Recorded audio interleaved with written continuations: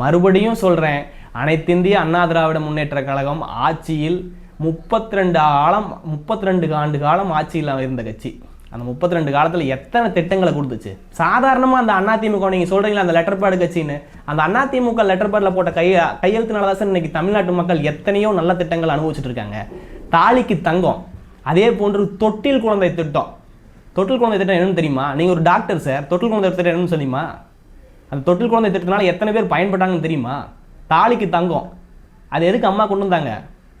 பெண்களின் உயர்கல்வியை பெருக்குவதற்காக கொண்டு வரப்பட்ட திட்டம் தான் தாலிக்கு தங்கம் திட்டம்.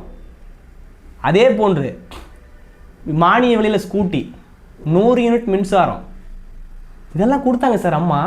அது கையெழுத்து போட அந்த லெட்டர் பேடு சார். 7.5% இடஒதுக்கீடை தமிழ்நாட்டு மக்களுக்கு மாணவர்களுக்கு தந்து இன்று அரசு பள்ளியிலே படிக்கும் ஏழைப்புற